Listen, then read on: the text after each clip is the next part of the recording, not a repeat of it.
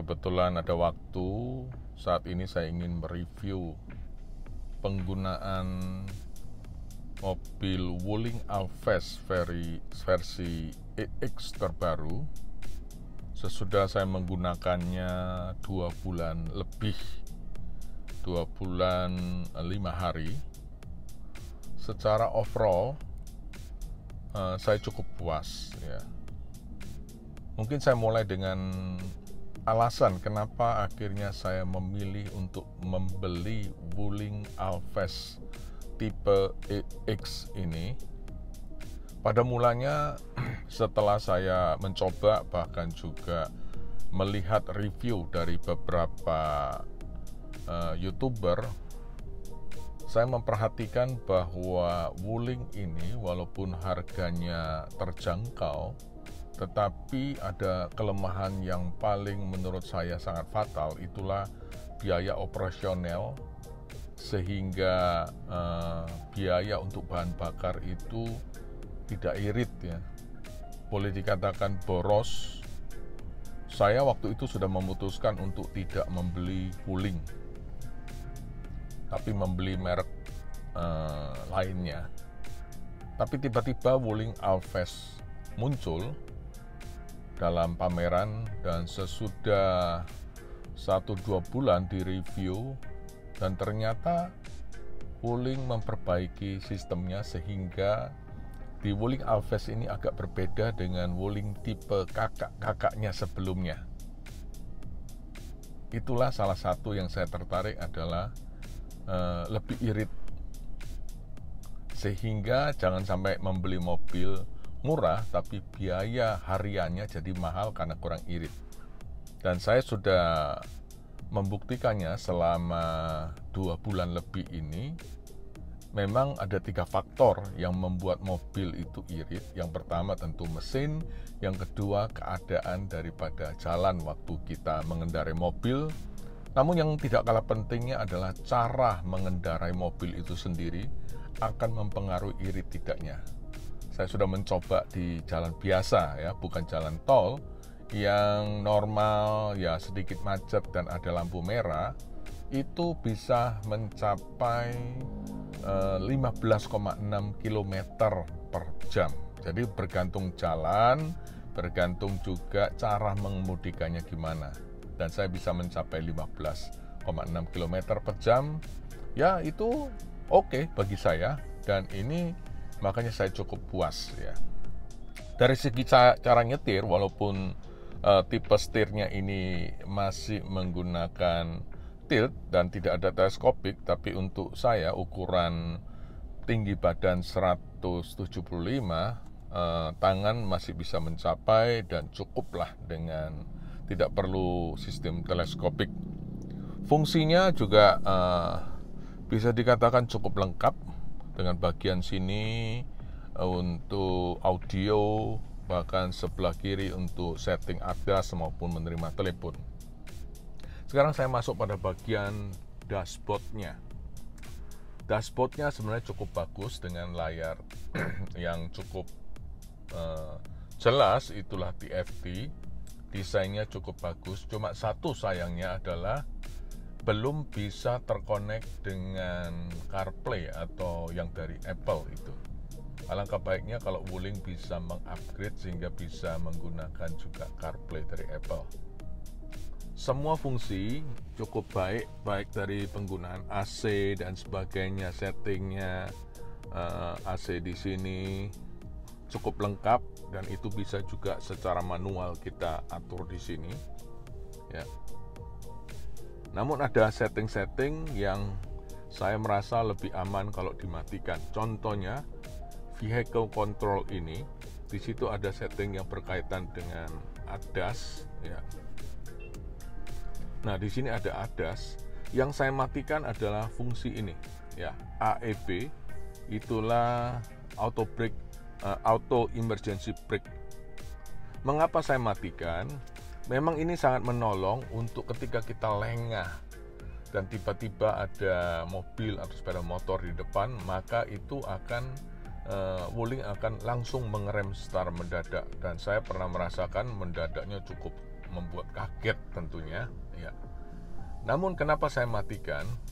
Yang pertama, karena ini terlalu sensitif. Maksud saya terlalu sensitif bukan hanya karena ada kendaraan, ada orang, ada sepeda motor di depan, tiba-tiba dia rem, tapi bayangan hitam pun yang ditimbulkan karena sinar matahari begitu cerah, itu bisa membuat kita tiba-tiba kaget karena mobil itu tiba-tiba rem sendiri. Itu bayangan hitam. Yang kedua, pada waktu jalanan rame mungkin kita bisa terselamatkan, tidak menabrak kendaraan lain atau orang di depan kita pada saat kita lengah dan boleh mengambil alih dengan mengerem mendadak.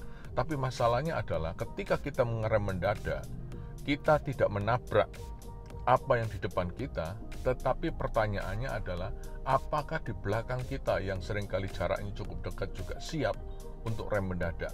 Maksud saya, jangan-jangan kita terselamatkan, tidak menabrak ke depan, tapi di belakang kita ditabrak dari belakang oleh mobil atau kendaraan lain.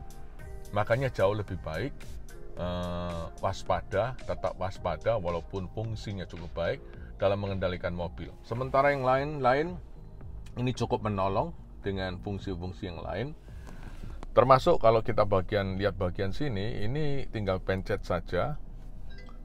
Ya, ini karena belum jalan jadi tidak bisa. Jadi ini menyangkut kecepatan yang kita bisa atur maupun juga lane keep ya, mengatur supaya mobil kita itu di jalur yang tepat. Tidak dinyalakan pun kalau kita dalam kecepatan 60 km per jam atau ke atas, ketika kita pindah jalur tanpa kita menggunakan lighting ya, atau rating ya, itu langsung berbunyi memberikan peringatan, dan itu sesuatu yang sangat bagus menurut saya untuk membuat kita tetap waspada dan berjalan sebagaimana mestinya. Dan itu sesuatu yang baik. Jadi sekali lagi, secara umum penggunaan Wuling Alphest ini sangat nyaman untuk disetir, dan saya sudah nyetir bukan hanya jarak dekat sampai luar kota antara Jawa dan Bali, cukup enak setirnya. Dan yang lebih mantap lagi adalah fungsinya di sini. Kalau kita perhatikan, itu semua auto ya jendelanya, dengan menggunakan auto, sehingga itu akan sangat menolong.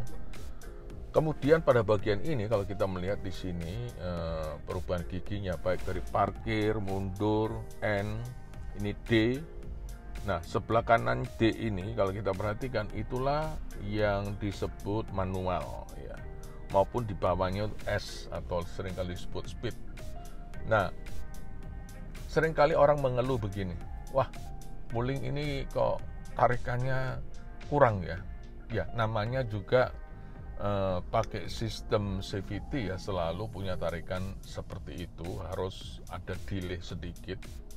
Namun sebenarnya kalau saya keluar kota khususnya untuk nyalip mobil-mobil lain, bagi saya sih tinggal kita mengerti mobil kita sendiri, bagaimana juga kita mengerti situasi kapan kita harus nyalip mobil lain dan mengambil waktu yang tepat. Namun kalau kita seandainya merasa kurang, bisa menggunakan S ini, tapi saya lebih senang menggunakan yang gigi manual. Apalagi pada waktu tanjakan atau turunan itu sangat menolong sekali ya. Kalau menggunakan gigi otomatis yang D itu mungkin akan membuat kita agak berat kalau naik atau turun pun meluncur begitu. Gunakan gigi S atau lebih baik juga gunakan gigi yang manual, itu bisa kita jalankan dan menurut saya cukup enak juga ya. Jadi sejauh ini sekali lagi cukup baik, dan saya cukup puas setelah 2 bulan lebih menggunakan Wuling.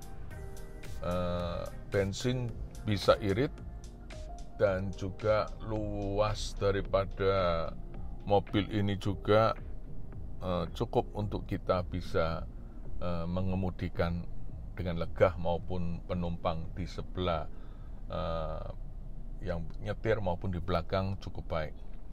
Sementara itu saja yang saya bisa review, dan saya boleh katakan sejauh ini Wuling Alves jempol, walaupun ada beberapa fitur yang masih perlu diperbaiki.